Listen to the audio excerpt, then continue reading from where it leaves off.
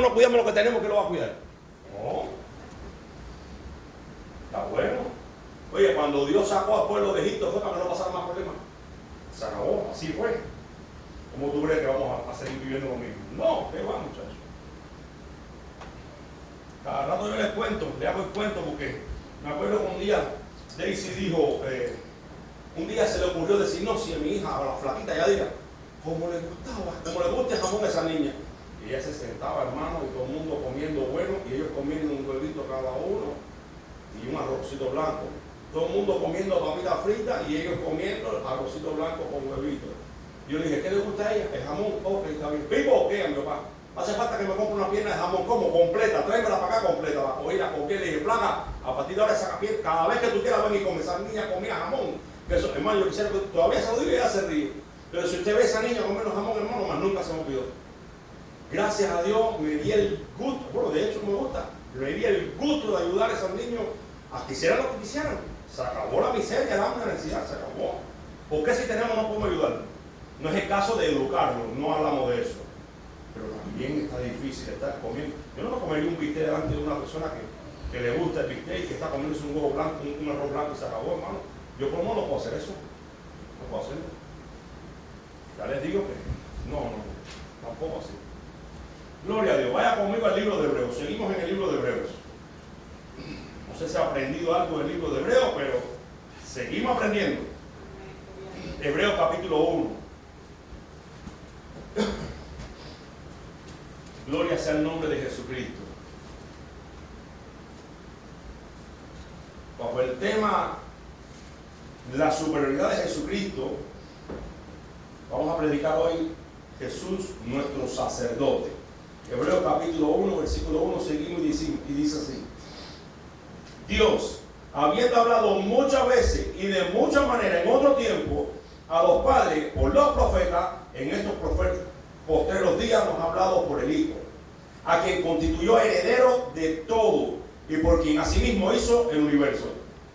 Te alabamos, Dios, te damos gracias en este momento por tu palabra.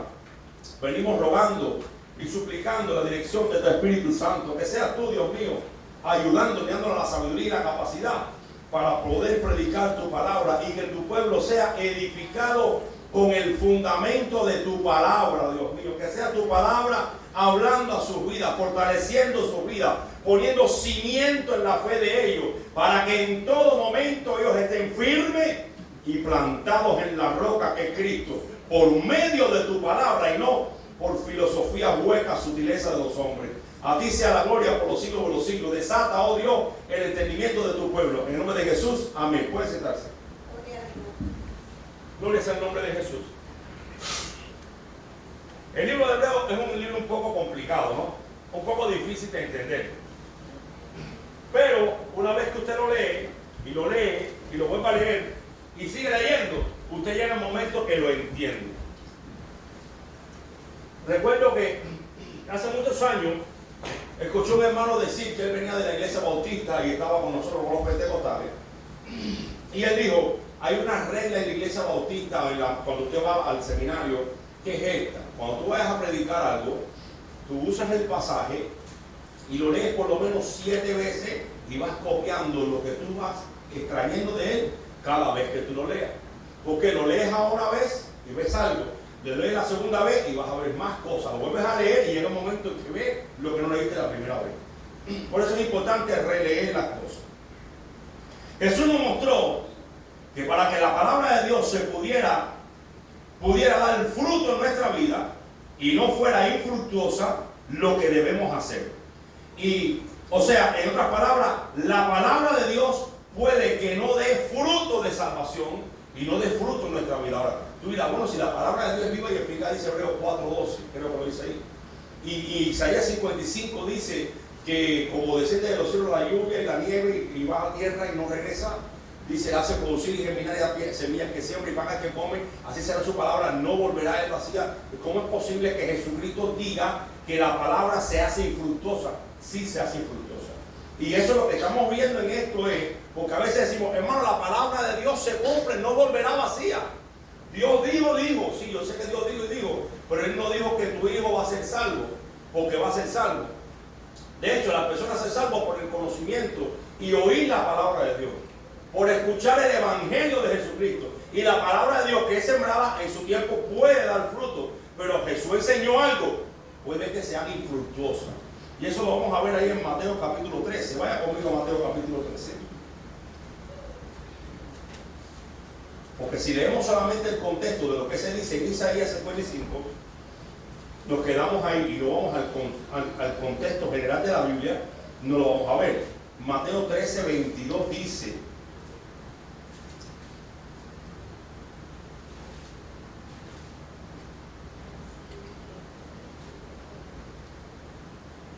dice el 22, el que fue sembrado en espino, este es el que oye la palabra, pero el afán de este siglo y el engaño de las riquezas ahogan la palabra y se hace. Entonces, cuando usted lee Isaías 55 y usted compara con este pasaje, usted tiene la idea de lo que la palabra de Dios hace. O sea que el hombre se salva porque se salva. Un momentito. Dice que la riqueza y el afán y la riqueza del siglo ahogan la palabra, la hacen infructuosa al Dios Jesús. ¿Qué podemos hacer nosotros? Orar. ¿Qué podemos hacer? Interceder por esa persona. Pero tengamos mucho cuidado, porque podemos correr el riesgo de que la palabra sea infructuosa. Porque si leemos todo el contexto, estamos hablando de alguien que sembró la palabra, sembró la semilla. Una vez que la sembró, una cayó en espino, una en la roca, una en buena tierra, una entonces entre el camino. Entonces la sembraron, pero no toda dio fruto. Una de las cosas que la hace que no dé fruto son los afanes y la riqueza. Para afanarse en algo hay que seguir y ser engañados por la riqueza, es porque le dedicamos tanto tiempo al afán de las cosas que estamos haciendo que dejamos de preocuparnos por el Señor. Por ejemplo, uno trabaja en la vida por algo y le echa ganas con afán para salir adelante, levantar un negocio, poder ganarse el trabajo, poder ganarse el salario del día, pero así pasa con el afán. O sea, ese afán no puede apagarte a ti de que tienes en tu casa una familia que te espera, unos hijos que te esperan, y entonces salir a trabajar a las 5 de la mañana y llegar todos los días a las 11 de la noche. No, eso es afán. Ahora, que en un momento determinado merite, y ustedes se pongan de acuerdo, papi, vamos a ponernos de acuerdo, por esta semana vamos a echarle ganas y vamos a llegar a la hora que sea, por esta semana, bueno, ya ustedes sabrán como familia. Pero que no se haga un hábito que usted se va a las 5 de la mañana y usted regresa a las 11 de la noche. No. Porque cuando el matrimonio se vaya a pique, no le puede echar la culpa al diablo. Cuando sus hijos estén mal, no le puede echar la culpa al diablo. Porque sus hijos necesitan de mamá y de papá en la casa. Y hay que dedicarle tiempo al hogar, ya sea al matrimonio, ya sea a los hijos, ya sea a la escuela, a todo. Todo tiene su tiempo. Pero a veces nos afanamos tanto con las cosas de este mundo que las riquezas, dicen, nos engañan. Y la Biblia dice que las riquezas tienen nada. Mi papá se pasó toda la vida buscando dinero, nunca tuvo un peso y murió sin un peso. Y lo más triste, como era taxista, se levantaba a las 12 del día porque se acostaba a las 4 de la mañana y nunca tuvo un peso. Y lo que se ganaba, se lo gastaba en la bolita, o sea, en la lotería. Se ganaba 100, mire, cuando usted llegaba, en la época de mi niñez, usted llegaba al mejor restaurante de Cuba, o cabaret de Cuba, Tropicana. Usted busca Tropicana en el internet. Y usted le daba 5 pesos nada más de la puerta, usted pasaba por encima de toda la cola. En esos tiempos que mi mamá se buscaba 100, 200, 300 pesos. ¿En qué se iban? Bolita, lotería. Ahí se iba todo el dinero. La casa cayéndose arriba de nosotros prácticamente. Y se pasó toda la vida detrás del dinero y nunca alcanzó a tener dinero. Porque el afán y el engaño a la riqueza lo destruyeron. Así nos pasa mucho de nosotros. Y Jesús quiere que tengamos mucho cuidado con eso. Porque sí, hay que trabajar, no se quede en la casa ahí sin trabajar. Pero sea sabio, controla tú el trabajo y no que el trabajo te controla a ti. Porque hay mucha gente que tienen y mientras más tienen, más quieren. Mira, que no llegue la desgracia, porque hay veces que cuando llega, lo que tienes todo se va en eso. Así que mucho cuidadito con eso. Como voy a hablar del sacerdote de Jesús, quiero hacer una salvedad. Y es que Dios no ayudará nunca al que anda en maldad a sabiendas. Por ejemplo, Doeg el edomita. Ya hablamos de Doeg el edomita. Que cuando David fue a donde estaba el sacerdote, que estaba, ahí estaba Doeg. Y dice la Biblia que estaba delante de Jehová. Mucho cuidado con eso. También Penina. Penina tenía un montón de hijos. El Can era el marido de Penina y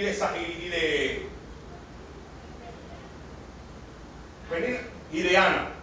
Y las dos subían a ofrecer sacrificios. Penina con todos sus hijos, pero iba a la casa de Jehová haciéndole la vida imposible a Ana.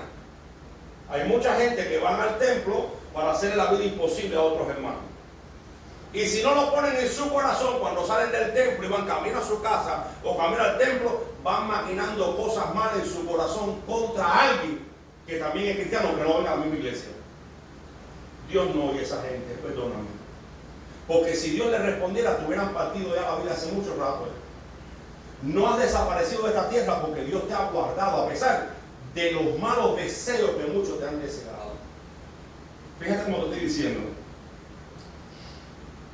También hay creyentes que son injustos y son creyentes. Salmo capítulo 18. Porque no todo el que viene a la iglesia es buen hijo de Dios. Y este es David hablando. Salmo 18 es uno de los salmos más lindos de la Biblia. Versículo 40 dice: has hecho que mis enemigos me vuelvan la espalda, para que yo destruya a los que me aborrecen. Dice: clamaron y no hubo quien salvase, aún a Jehová, pero no los oyó. Los molí como polvo delante del viento, los eché fuera como lodo en las calles. O sea, que los que se habían levantado contra David también tenían a Jehová por Dios. Pero dice que clamaron, pero Dios no los oyó. Y el problema no está en quién es la persona, a ver cómo decirte, el deseo que tú sientas contra alguien, sino quién es esa persona para Dios. Porque puede que hoy tú estés bien y le estás deseando el mal a alguien porque tú hoy estás bien. Pero y cuando te toque a ti el día de la calamidad que le toca a todo el mundo, tú también vas a clamar a Dios cómo será hoy nuestra oración. Yo no estoy hablando entonces de esta gente, porque Dios dice la palabra que la maldición de Jehová está en la casa del impío. Hay muchos cristianos que son impíos. El impío se conoce ¿por qué? Porque sus obras no son pías. O sea, son obras impías, obras que no son de justicia. Dice que Dios no oye a los pecadores, lo que Él oye y ve es el arrepentimiento. Pero a un pecador que clama a Dios para que le responda, no le va a responder, le responde el diablo para que siga creyendo que Dios le está respondiendo. Porque si Dios es injusto, explíqueme entonces usted. Explíqueme entonces usted. Hebreos capítulo 3.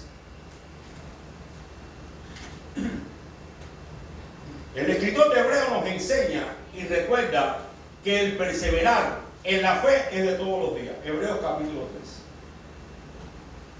Versículo 12 dice: mirad, hermano, que no haya en ninguno de vosotros corazón malo de incredulidad para apartarse del Dios vivo. Versículo 14: porque somos hechos partícipes de Cristo, con tal que retengamos firme hasta el fin nuestra confianza del principio. No es que tengamos miedo de perdernos, miedo de ir al infierno. Mira, hermano, cuando usted ama a Dios y está agradecido con Dios, usted no se salva, no hace buenas obras porque es que si no las hago me voy por el infierno. Es que si Dios me mata, no lo hace por eso. Es que está agradecido con Dios. Es que, ¿por qué no lo voy a hacer si ya Dios me ayudó ya? Dios ha sido propicio conmigo. Veo a mi familia y Dios ha estado con nosotros. Veo a toda la gente que Dios alcanzó a través del Evangelio cuando entró a través de mi vida por la familia, y veo montones de gente recibiendo a Cristo. Mi mamá partió con el Señor, mi papá partió con el Señor, mi hermano es el único impío que queda y espero que Dios lo salve. Mi familia por parte de madre, casi todas están Cristo Jesús ya prácticamente. Unas medias mundanas, otras mejores, pero espero que Dios las salve a todos y dé posibilidad a todos. Pero ¿por qué no voy a hacer las cosas a Dios? Sabiendo que Dios dice que es galardonador de quién? De los que le buscan. ¿Sabe lo que es galardonador? Como que lo buscaste, agarra lo que buscaste. ¿Cómo? Sí, esto es tuyo, pero ¿por qué? Porque me buscaste, agarra tu petición hecha. Eso es el galardonador de los que le buscan. Hebreos capítulo 6, versículo 11. Pero deseamos que cada uno de vosotros muestre la misma solicitud hasta el fin, para plena certeza de la esperanza. Y dice algo, cada uno de vosotros, no está hablando de los que no son salvos todavía. Me está diciendo como que hay gente que puede que caiga de la gracia. Sí puede caer, es mi criterio, sí puede caer de la gracia. Entonces, ¿por qué me hace una advertencia si no voy a caer de la gracia nunca? Nadie nunca me va a arrebatar de su mano. Cuando yo persevere y permanezca en él. Capítulo 4, versículo 11 dice: procuremos pues entrar en aquel reposo para que ninguno caiga en semejante ejemplo de desobediencia. ¿Qué es lo que hay que hacer? Hay que procurar. Y cuando uno procura, uno pone diligencia en lo que está buscando. ¿Por qué? Porque sabe que Dios pone el querer, pero nosotros tenemos que también hacer las cosas. No podemos jugar con eso. Entonces, la advertencia del escritor de Hebreo sigue en el capítulo 6, versículo 4. Y dice: porque es imposible que los que una vez fueron iluminados, mire las características de las personas que están hablando. Porque yo no entiendo a veces, y yo sé que hay a veces, no sé, quizás mi conocimiento no da para eso, ¿no? Yo quiero pensar así antes de pensar mal de un hermano y juzgarlo mal, y mucho menos de un teólogo. Pero cuando tú miras la escritura tienes que mirar el trasfondo y tienes que mirar todo el contexto, no solamente el versículo. Pero según las características que me están dando aquí, me están dando de personas que conocieron, pero que ya no están. Yo sé que el apóstol Juan dice, salieron de nosotros, pero no eran de nosotros. Está bien, pero es que esos que estaban de nosotros, aunque hayan salido, tenían otras características. Mira las características cuáles son.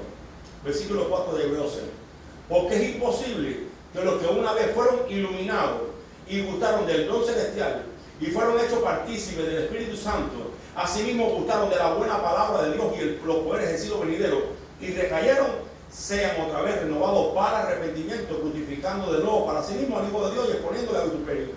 Porque la tierra que bebe la lluvia, que muchas veces cae sobre ella y produce hierba provechosa a aquellos por las cuales es labrada, recibe bendición, pero la que produce espino y abrojo es reprobada y está próxima al ser maldecida, y su fin es el ser quemada. Entonces, está hablando de personas que tuvieron todas estas cosas en Cristo. Dice que fueron iluminados, gustaron del don celestial, fueron hechos partícipes del Espíritu Santo. No, el Espíritu Santo no viene sobre cualquiera.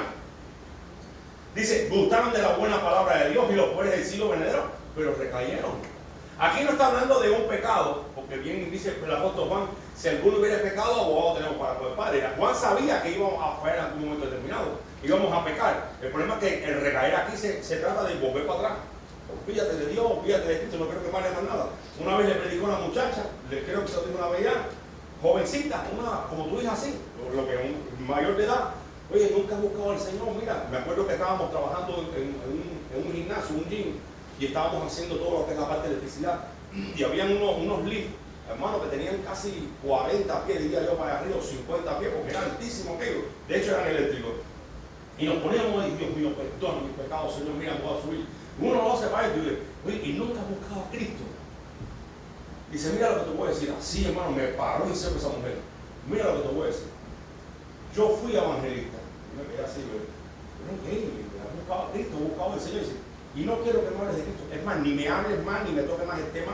No me interesa para nada que me hables de Cristo. ¿Verdad, bueno? Perdóname, pero no me hables de Cristo. Si tú no quieres que lo agarre por la puerta y me vayas, no me hables más de Cristo. Ya sabes que fui evangelista, fui a la iglesia y todo, ok. No me hable más, hermano, ya se acabó el tema, a mí no me nada de eso. Pienso que es ese tipo de personas a los que dice la Biblia. Es imposible que cuando recaídos sean otra vez renovados para arrepentimiento, crucificando para sí al Hijo de Dios. O sea, que llega un momento que hay tanta dureza en el corazón por cosas que pasan en la vida que ya uno reniega de Dios. Y quiero decirte que una de las causas de la gente que se aparta del Señor es que se molestan con Dios. Odian a Dios y no quieren perdonar a Dios. No que Dios haya hecho cosas malas, pero le atribuir a Dios las consecuencias de las cosas malas que hacemos nosotros. No, ¿por qué Dios permitió que mi hijo se muriera? ¿Cómo la gente? No, se me ahogue mal. ¿Por qué? No, porque vine nadando y Dios tuvo la culpa de que tú vinieras nadando para acá. Y muchas veces las cosas que nos pasan es por culpa de nosotros y no por culpa de Dios. Cuando me dijeron a mí, no, vamos a visitar a fulana, vamos a visitarla, yo no ni la conocía, primera vez que la veía. ¿Por qué no está apartada? Imagínate tú, la hija se murió en un accidente, salía de la discoteca y no quiere congregarse más. Hermano, fuimos allá a casa de esa mujer, oramos por ella. Sí, yo sé, yo quiero ir a la iglesia, pero no sé, no tengo deseo. Digo, mira hermana, yo voy a decir una cosa que yo siento cuando le por que usted está molesta con Dios. Dice, sí estoy molesta con Dios. ¿Y por qué está molesta con Dios? No, que mi hija tenía como, creo que eran 14 años, no tenía por qué a veces mataban a 7. Pero si su hija era suya, no era de Dios. ¿Quién la dejó en la discoteca? ¿Usted? Si usted le dice no hay discoteca, no hay discoteca y punto, hay que hacerle caso a usted. Así que, ¿qué culpa tiene Dios que se haya matado? ¿Y la culpa suya que la dejó en la discoteca? Bueno, está bien, estoy bueno, ya cogimos, fuimos, ya se acabó. Pero a veces por causa de nuestra desobediencia nos pasan las cosas y le echamos la culpa a Dios. Mucho cuidado con eso. Porque después le dejamos echar la culpa a Dios de que Dios es malo, no, Dios es justo. Lo que pasa es que a veces la justicia de Dios para nosotros parece que es mala, porque no nos gusta. La forma en que Dios corrige. Es contundente y no es una amenaza. Esa advertencia para que seamos cuidadosos a la hora de elegir. Por ejemplo, muchos van a ver la presión de la familia, que la familia ejerce para que dejen de ir a la iglesia. Otros, cuando vienen familia o mujer o marido que no son cristianos y se convierten al Señor, van a tener la presión de la familia o de la mujer o del marido para que dejen a Cristo. Otros, los amigos, oye, compadre, te has vuelto un flojo tú ahora con los cristianos, ya no toma, ya no bebe, no. Y hay mucha gente que miran para atrás por miedo a lo que diga la gente. Hermano, cuando Cristo murió, no temió a lo que la gente decía. Dice que por el gozo puesto delante de él sufrió la cruz. Y el gozo somos tú y somos yo. Pero hay mucha gente que claudica y deja de venir a la iglesia por lo que la familia diga. No, es que mi familia siempre está lo mismo, siempre tengo problemas. Bueno, primero que todo, ora a Dios y que Dios te dé fuerza. De mí se burlaron, de mí decían mil cosas, hermano, pero yo nunca dejé al Señor, gracias a Dios por eso. Porque es que Dios nunca me ha dejado, ¿por qué lo voy a dejar yo a Él? Pero hay muchos creyentes que se cansan de batallar en el hogar o con los hijos o con el matrimonio, porque una de las dos partes no son creyentes y que lo digan, no voy más a la iglesia, ¿para qué voy a estar yo todos los días con esto? Yo estaba mejor cuando estaba en el mundo. Bueno, sí, en el mundo. Jesucristo dijo que en el mundo tendréis aflicciones, pero confiamos, Él venció el mundo. Pero si lo negamos a Él, dice que Él nos negará. Porque esa es otra palabra, hermano, Dios es fiel. Aunque yo lo deje, no, dice que si lo dejamos, nos dejará. No te vayas a equivocar. Y leamos bien el versículo si quieres. Es que Dios es fiel, Él nunca me ha abandonado. ¿Quién dice que no te ha abandonado nunca? Explícame eso, dice la Biblia. Dice, si vosotros me buscareis, será hallado de vosotros. Mas si vosotros me dejareis, yo también lo dejaré. Eso lo dice la Biblia, no lo digo yo. Él es fiel, sí, en su santidad, en su gloria, en su palabra. Si le negáramos, ¿qué dice? Él también nos negará. ¿Y qué más tú quieres? ¿Qué más tú quieres? Yo no quiero que eso pase nunca. No, es que Dios es fiel. Sí, lo han negado. Bueno, también te negó, punto. Entonces no juguemos con el Señor tampoco. Hebreo es un libro de advertencia, pero es un libro también de conciencia de quién tenemos como abogados nosotros. Que no tiene que ver una cosa con la otra. Nada que ver una cosa con la otra.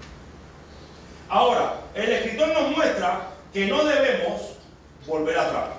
Y que para poderlos evitar debemos considerar quién es el que nos llama. Y el que nos llamó se llama Jesús.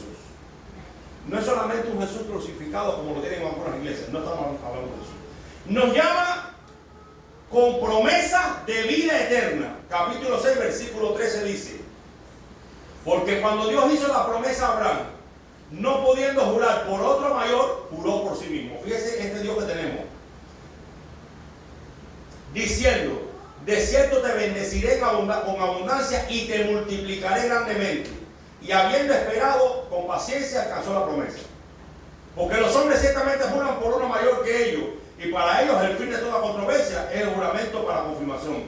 Por lo cual, queriendo Dios mostrar más abundantemente a los herederos de la promesa, que somos nosotros, la inmutabilidad de su consejo, interpuso juramento, para que por dos cosas inmutables, en las cuales es imposible que Dios mienta, tengamos un fortísimo consuelo, los que hemos acudido para signo de la esperanza puesta delante de nosotros, la cual tenemos como segura, escúcheme, no tenga duda, y firme ancla del alma, y que penetra hasta dentro del velo, donde Jesús entró por nosotros, precursor, hecho sumo sacerdote para siempre, según el orden de Melquisedec. O sea, que un sumo sacerdote era aquel al que llegaba el pueblo.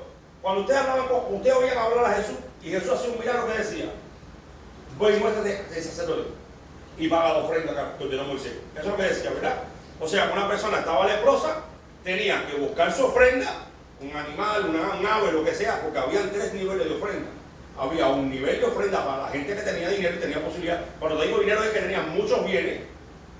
Había una ofrenda para los que tenían una economía menos y había una ofrenda para el pobre. De hecho, la ofrenda de Jesús cuando nació fue la del menos, la del pobre. Creo que fue un doctor teológico, sí dice, no recuerdo bien. Entonces, el problema no era ir con las manos vacías, no, era ir con algo. Ok, yo sé que tú eres pobre, yo sé que tú no alcanzas para nada, pero en tu pobreza una ofrenda honra a Dios y se le agradece a Dios por lo que hizo.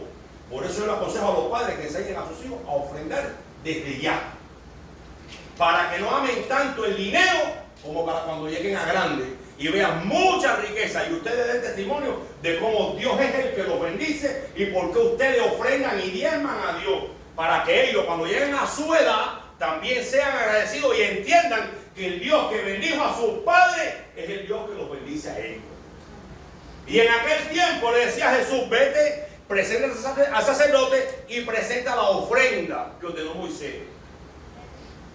Y en el Antiguo Testamento habían sacerdotes, todos los años hacían sacrificios por los pecados, en dependencia del pecado también. Habían ofrendas de paz, habían ofrendas voluntarias y habían sacrificios por el pecado. O sea que cuando el pecado se cometía, había que salir a buscar un sacerdote para presentarse ante Dios y alcanzar perdón. Por eso yo les he enseñado a ustedes que ustedes no necesitan venir a la iglesia para reconciliarse a Dios. Perdóname, se llama manipulación. Sea el pecado que haya cometido cualquier persona, en el acto mismo te puedes reconciliar con Dios. Porque yo no sé, ustedes ven a los pastores, no, pastor, si usted no va conmigo, no, tranquilízate. Aquí dice que el príncipe de los pastores es Jesús. Aquí dice que el sumo sacerdote es Jesús. Que usted viene a la iglesia y usted quiere que hagamos una oración de reconciliación porque a lo mejor no sabe orar, la hacemos. Reprendemos todo espíritu inmundo, lo hacemos. Ministramos liberación, lo hacemos. Pero usted tiene que entender que usted lo puede hacer en su casa. Usted no debería esperar jamás ir al médico si tiene Tylenol en la casa. Usted sabe que si está malo del baño puede tomar Pepto-Bismol o lo que sea, no te destinas al médico. Pero hoy en día parece que muchos pastores, no sé, porque no quiero hablar más tampoco, han hecho que si usted no depende de mí, usted se va para el infierno. No. Porque no tenemos un sumo sacerdote, dice, que no pueda compadecerse de nosotros, sino uno que fue tentado en todo según nuestra semejanza, pero sin pecado. Yo le digo esto a usted para que el enemigo no gane ventaja y que su conciencia no la abuse. Porque hay un enemigo que se llama conciencia que a veces no nos deja dormir. Y a la conciencia hay que hablarle con la palabra de Dios. Si usted se arrepintió del pecado que cometió allí mismo, en su casa, en el baño del trabajo, en el cuarto aquel que estaba allá en la construcción, dentro de su carro, usted tiene que tener fe de que Dios lo perdonó. O Dios no existe. Lo siento. Es así. No existe Dios. Entonces Dios nada más nos oye a nosotros. Usted no lo oye para nada. Sí, porque eso es lo que le han metido a mucha gente en la cabeza.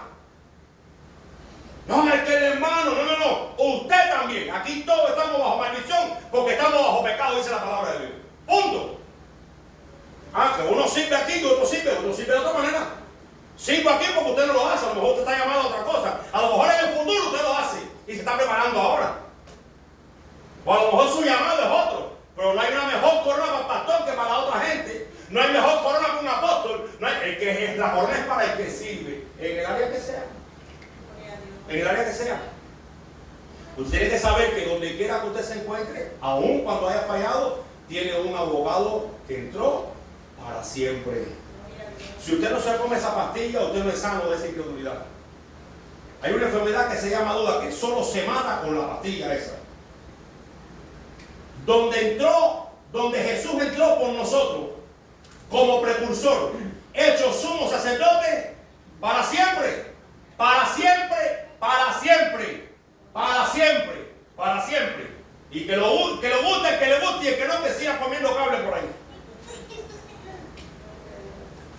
Esto lo dice para que valoremos y nos cuidemos antes de claudicar.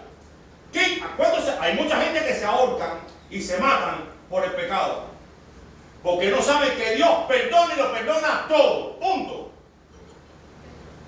Todo. Dios es capaz de perdonarlo todo. Jesucristo padeció en carne para perdonarnos a nosotros, para sentir como nosotros sentimos, para que entonces fuera fiel y sumo sacerdote. Porque dice que el sumo sacerdote tenía que vivir entre nosotros, dice, para que se mostrase misericordioso con los que se acercaban a él. De lo contrario, pues yo soy el mejor, yo soy el mejor, yo soy el mejor, cuidadito. Es más, el sumo sacerdote tenía que tener tanto cuidado que una vez que entraba al lugar santísimo, si Dios veía orgullo, se moría allí mismo. Dime algo. Dime algo. Por eso se amarraba una cuerda, porque si no sonaba, había que arrastrar y sacándolo arrastrado muerto para afuera. Ese hombre tenía que estar ahí bien con Dios y su corazón limpio como la plata. ¿Cómo no vamos a confiar en el Jesús que tenemos? Explícame tú eso. Explícame tú eso. Nos muestra la superioridad del sacerdocio de Jesús en todas las áreas. En el Antiguo Testamento, el capítulo 7, ustedes deben haberlo leído ya, habla de Melquisedec. Un hombre, dice la Biblia, que sin genealogía, ni principio ni fin de día. Y ahí dice, imagínense cuán grande era este, que aún Abraham el patriarca le dio los diezmos de todo el botín que recibió. Escuche esto. Y dice, y sin discusión, el menor es bendecido por el mayor. En otras palabras, era mayor que Abraham todavía el hombre. Donde se dice que Jesucristo, según los salmos y según la promesa, es sacerdote no mayor, sino según el orden de Melquisedec. Donde dicen los teólogos que sacerdote fue una manifestación física, visible del Hijo de Dios en el Antiguo Testamento. Porque Dios tuvo manifestaciones. ¿A quién veían al Hijo? No lo veían a Dios. Porque dice la Biblia que nadie va a ver a Dios y no va a morir nunca. Por lo tanto, este Jesús lo compararon con Melquisedec y el hombre calificó con todas las de la ley. Si calificó con todas y era aún mayor que el propio Abraham, hermano, ¿por qué dudamos tanto y nos condenamos tanto cuando fallamos? No podemos confundirnos entre lo que es la tristeza porque le fallé a Dios a la condenación. Yo no tengo que pedir a Dios perdón por los pecados que hace 40 años atrás, 30 años atrás. De modo que según está en Cristo, todas las cosas pasaron y aquí todas son hechas nuevas. Por lo tanto, yo le pido perdón a Dios por lo que yo cometo ahora, ya no por lo que cometí. A menos que Dios traiga algo a mi mente. Señor, mira, eso fue antes de conocerte a ti. Perdóname si tú quieres, mira, te pido perdón por eso. Pero ya eso pasó, ya tú lo borraste todo ya. Ahora, por los pecados que cometemos en Cristo, en el caminar con Cristo, no te acuestes sin arrepentirte. No te acuestes. No te acuestes sin confesarlo. Mentira, robo, lo que sea. No te acuestes. Pídele perdón a Dios. Pero una vez que le pida perdón a Dios, yo lo he experimentado, que era el sentimiento de la vergüenza. Te fallece. Tú no mereces esto, Dios mío. Bueno, ahí tienes que tirarte tú y llorar con Dios ahí un poco, porque eso no quita lo quite de arriba. No te lo quita nadie de arriba, ¿sabes? Eso no te quita nadie. Pero eso no quiere decir que sea la condenación de que te vas para el infierno. Cuidadito con eso. Si alguno hubiere pecado, abogado tenemos para con el Padre. Mucho cuidado con eso. También nosotros, y también la Biblia nos muestra que Jesús es superior a la ley. Para los que se justifican por la ley, leamos el capítulo 7, versículo 18. Dice, queda pues abrogado el mandamiento anterior a causa de su debilidad. Escuchen bien los que conocen a muchos cristianos por ahí que quieren ir para la ley de Moisés. No, es que hay la ley que guarda, que los mandamientos hay que guardarlos. Dice, queda pues abrogado el mandamiento a causa de su debilidad e ineficacia. Pues nada perfeccionó la ley y de la introducción de una mejor esperanza por la cual nos acercamos a Dios. O sea que lo que Cristo nos mandó supera la ley. Ahora, cuando a ti te digan no puedes comer animales impuros, dices, ¿por qué no? La Biblia dice que de todo lo que te pongan delante comer sin preguntar por motivos de conciencia, porque por la oración es santificado. Escuche bien, es santificado. Por lo tanto, no es que yo no dejo de comer esto porque la ley dice que no lo deba comer.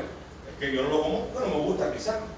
Porque realmente todo lo que dice la ley es malo porque es dañino al pueblo. Si usted va a buscar a los médicos que saben si son cristianos o adventistas, los adventistas tienen tremendos médicos. Te demuestran clínicamente que los animales prohibidos por la ley simplemente le daban toxina al pueblo. Ok, ahí está bien. Pero el hecho de que ya estemos en la gracia, no estamos bajo la ley. Ni me puede juzgar ni comparar con la ley. La ley la miro para ser mejor persona, pero no para ser salvo por la ley.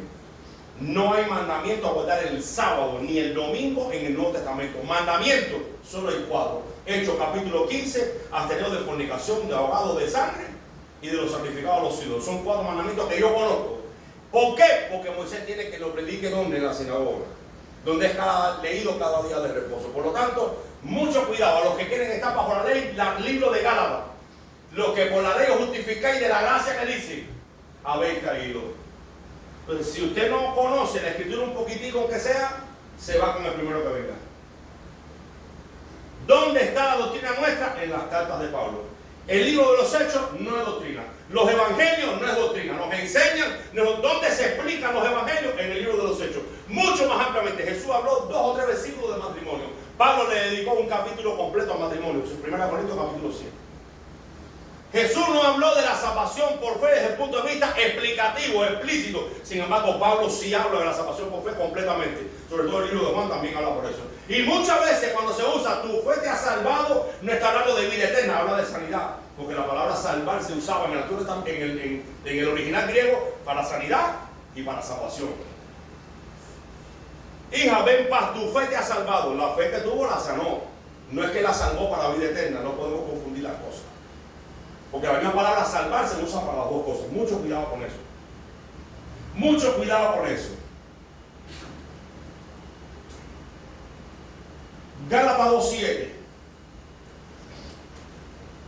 dice: antes, por el contrario, como vieron que me había sido encomendado el evangelio de la incircuncisión, como a Pedro el de la circuncisión. Por lo tanto, nosotros somos incircuncisos. Nosotros somos gentiles, no somos judíos. Los judíos todavía observan la ley de Moisés, observan la fiesta, observan los rituales, observan la luna nueva, observan las fiestas, todas las festividades del Antiguo Testamento. Bueno, son salvos por la fe de Jesucristo, es verdad, pero ellos todavía siguen con la tradición. No tienen por qué hacerlo, pero ellos se aferran a esa tradición, que eso no lo justifica para nada. Porque la Biblia dice que los que se justifican sobre la ley caen de la gracia. Y dice que Dios atribuye salvación al hombre por fe sin obra. Le repito, las obras no son para salvarnos, son productos de que soy salvo, es todo. No sé si usted tiene ahora más amor y más misericordia que antes, porque por lo menos yo antiguamente pues era un palo de duro que era yo.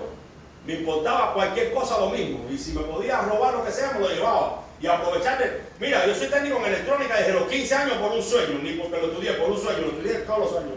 Y que viniera un cliente a la casa. ¿Qué tiene la grabadora? No sé, el casete no da vuelta y se enreda la cinta. Yo creo que se rompió el motor se rompió. ¿Ya? ¿Cómo? Se rompió. Y era mentira. Usted agarraba un saco de liga de esas, ¿saben cosas las ligas? ¿Se acuerda de eso usted o no? Un saco de liga, abre la grabadora, le pone una liguita atrás y ya está trabajando la grabadora. Pero como él dijo, se rompió el motor. ¿Qué tenía? El motor se rompió. ¿Cuánto es? 150 pesos. A mí no puede decir nadie que no tenga Dios que era justo, porque yo no era nada justo. ¿Cómo vino la justicia en mi vida? Número 1, por Jesucristo. Y número 2, por la palabra de Dios. Porque la sola fe nos hace justos. ¿Qué nos hace a nosotros justos? La palabra de Dios, conocer lo bueno y lo que es malo. Pero hay cristianos que llegan a la iglesia y olvídense de la Biblia. La fe en Dios, igual que un santero, un espiritista, cualquiera de ellos, la misma cosa. Lo mismo son esos cristianos. Cristianos con 20 años limpiándose con un huevo. No se ría, sí, así es. Yo le hice el testimonio a usted. Hace un año y pico, pues yo hasta rolé, fui a orar por un hombre que tenía cáncer. Y ahí estábamos hablando y que no sé cómo vino la conversación. Había una hermana ahí, desde que yo llegué a este país era cristiano. Después no sé. cristianas que hay en este país. Y no sé qué estaba hablando de ahí. Digo, sí, como hay mucha gente en el espiritismo. Porque yo estaba dando el testimonio de que yo era santero cuando aquello, que yo me limpiaba, me hacía limpieza y cosas, con pollo, con paloma. Y en los fines de año nos pasábamos un huevo cada uno por arriba para que se fuera todo lo malo. Dice ella, ay, eso es malo, porque yo lo hago también. Digo, ¿cómo tú lo haces? Me voy a quedar la boca. Alante del hombre. Desde que yo llegué aquí, no quiero decir el nombre de ella porque no ve nada, pero bueno. ¿Cómo que un cristiano pasándose un huevo? Son brujerías. Al menos lo practicamos nosotros la brujería. Pasándose un pollo, una gallina, una paloma. ¿Dónde está la oración? ¿Dónde está la doctrina, la enseñanza? Eso es lo que tiene mucha gente arriba, no tiene otra cosa. Y como llegan a Cristo y no leen la palabra, siguen con esas cosas del mundo, arrastrándolas. Y por eso no avanzan en las cosas del Señor. El escritor nos muestra que sea cual sea nuestra situación, tenemos un sumo sacerdote que puede salvarnos a todos. Y si no me equivoco, está en el versículo 24 y 25 del libro de Hebreos. Hebreos capítulo 7. Como no le puse el capítulo. Efectivamente, Hebreos 7:24 dice: mas hablando de Jesús, por cuanto permanece para siempre, tiene un sacerdocio inmutable que no cambia, por lo cual puede también salvar perpetuamente a los que por él se acercan a Dios, viviendo siempre para interceder por ellos. Porque tal sumo sacerdote nos convenía, santo, inocente, sin mancha, apartado de los pecadores y hecho más sublime que los cielos, que no tiene necesidad cada día, como aquellos sumos sacerdotes, de ofrecer primero sacrificios por su propio pecado, luego por los del pueblo, porque esto lo hizo una vez y para siempre, ofreciéndose a sí mismo, porque la ley constituye sumo sacerdote a débiles hombres. Pero la palabra del juramento posterior a la ley, al Hijo, hecho perfecto y para siempre, tiene que enseñarle eso a tus hijos. Mijo, el día que te metas en un problema, sea cual sea, tienes un sacerdote perfecto para siempre. Papi, para siempre. Pero dice, para siempre, es para siempre. Haya hecho lo que sea. Ok, vas a tener que pagar con la justicia, pero busca el perdón de Dios y olvídate del perdón de los hombres. Cuando Dios te perdona y trata de conciliar con los hombres, y Dios puede que haga la obra. No los engañemos, pero Dios puede hacer la obra. Porque hemos tenido testimonio de los milagros de Dios. Para personas que no conocen al Señor y cómo Dios los ha salvado, hasta de juicio. Agarraron a una chiquita presa, no recuerdo qué fue lo que pasó. En mi país, eso fue poco tiempo antes de venir para acá, no recuerdo, ya estábamos en ayuno. Llegó la mamá llorando, mi hija es inocente, ¿qué pasó? No sé qué pasó, le están pidiendo no sé cuántos años. Es más, juicio ya lo habían hecho esa mujer ya. Hermano, oramos en aquel ayuno, llegó un hombre a la celda y dijo, oye, tú eres fuera así, vamos, ¿qué pasó? Dale que tú eres inocente, para la calle. A los 2 o 3 días nosotros por la calle. Completica, hay que buscar a Cristo. ¿Hay poder para sanar? Sí. Para salvar, sí. Para salvar en el cielo y para salvar en la tierra. Porque mucha gente, la gente está influenciada por demonios que oran en su mente y en su corazón. Y una vez que usted ora y desata el corazón de esa gente, el pensamiento le vuelve. Y como eso, ¿para qué? Si sigo haciendo el testimonio, no va a terminar en esta noche. Pero Dios sí cambia corazones y sí cambia mente de gente que están obstinadas y son malas. Las cambia porque las cambia. Ya te digo, testimonios sobran. ¿Para qué lo voy a decir? Ya no creo que haya mucho tiempo como para decir los testimonios. Pero Dios sí cambia. Usted lo que tiene que alimentar a su hijo es de la fe. Dele fe a su hijo. Y dígale a su hijo que crea, sea cual sea el problema. Porque tiene un abogado, tiene un sacerdote y se llama Jesús. Y la circunstancia cualquiera, mi hermano. Cualquiera. Hijo tranquilo con la policía, hijo tranquilo con el médico. Hijo, yo sé, la regate, como dicen ustedes. En la charla vamos a buscar a Dios, vamos a tirarlo de rodillas. Vamos a ver, hermano, Dios hace el milagro y Dios se glorifica y su hijo tiene fe en el Señor. Y si no hace el milagro por lo que usted le sembró, va con paz. Señor, voy con paz. Voy ahora a recibir lo que los hombres me van a imponer. Pero contigo tengo paz de que me perdonaste. Si usted no le enseña a su hijo la fe, usted la perdió completa. Vamos a ponernos de pie. Vamos a orar. Vaya orando al Señor que quite toda incredulidad de su vida. Toda duda, todo lo que quiera venir a su mente que lo esté acusando o que lo quiera acusar. Pídale a Dios que su palabra se meta en sus venas, en su cerebro, y pídale que en los momentos más difíciles de su vida nunca se vaya a olvidar de aquel que pagó por nuestros pecados, aquel que nos justificó por su sangre, aquel que nos reconcilió con el Padre, aquel que nos compró con el precio de su sangre, aquel que nos lavó, aquel que nos dio su espíritu y mora en nosotros, aquel que nos dio la garantía de su espíritu para que cuando Él venga podamos volar al Señor, con el cielo con Él. Que Él ponga eso en su corazón hoy, que toda duda desaparezca de su mente ahora. Señor, perdónanos, Dios mío, porque quizás, Padre, con tanto trabajo, con tanta escuela, con tantas preocupaciones, tu pueblo ha menguado en la fe, oh Dios. Quizás la fe que tiene tu pueblo es una fe débil, una fe que puede creer pero no cree, una fe que sabe que tú eres Dios pero no que puedes hacer las cosas que has prometido. Yo te pido que hoy tú alimentes la fe de tu pueblo en el nombre de Jesús, incluyendo la mía, oh Dios. Que pongas en nosotros, Dios, ese don de fe del cual habla tu palabra en 1 Corintios 12 y 14. Que tu Espíritu Santo vaya alimentando los dones que nos dio el día que nos salvaron, Dios mío. En el nombre de Jesús. Toda incredulidad sale de tu pueblo ahora mismo en el nombre de Jesús. Toda duda sale de tu pueblo ahora en el nombre de Jesús. Dale la fe a tu pueblo para que aun cuando camine por el valle de la sombra y de la muerte, sepa que tú caminas con ellos. Que aún en los momentos más difíciles, no quiere decir que tú nos hayas abandonado y tú nos hayas dejado. No, Señor. Reprendemos todo espíritu de duda en el nombre de Jesús. Reprendemos todo espíritu de duda y de enfermedad en el nombre de Jesús. Ahora mismo, toda duda, toda incredulidad, Señor, sale en el nombre de Jesús. Todo lo que ha querido opacar la fe en nosotros se va en el nombre de Jesús. Perdónanos por haber depositado nuestra fe en lo material y no en ti, oh Dios. Porque quien da lo material eres tú. Quien da la salud eres tú. Quien da la vida eres tú. En ti caminamos, en ti andamos, en ti vivimos, en ti nos movemos. Y te damos gracias, Dios, por ti. Gracias por Jesús.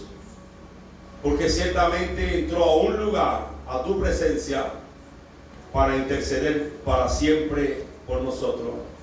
Para siempre.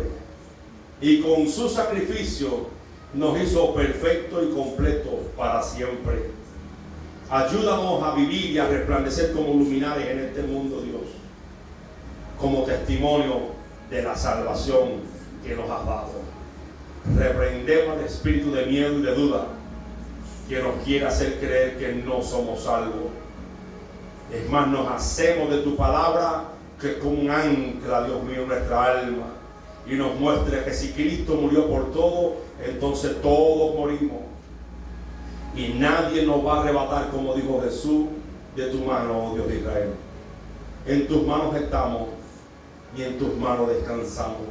Gracias, oh Dios, en esta hora te doy, en el nombre de Jesús. Tu paz sea sobre tu pueblo. Todo desespero, toda ansiedad ahora se va de tu pueblo. En el nombre de Jesús, toda depresión, espíritu inmundo de depresión, suelta a mi hermano ahora. Suelta a mis hermanos ahora. En el nombre de Jesús. En el nombre de Jesús.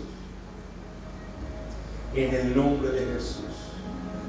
Invoco la presencia de tu Espíritu sobre tu pueblo, Dios. Y vengo rogando que tú lo sigas guiando, que tú lo sigas guardando y le sigas dando seguridad de salvación por medio de Jesucristo y de tu Espíritu Santo. Gracias te damos, Dios. Guárdanos, oh Dios, de regreso a nuestros hogares. Cuídanos y llévanos con bien. Señor, sáname de esta hernia, Dios, te pido en esta hora. de toda dolencia, de todo malestar.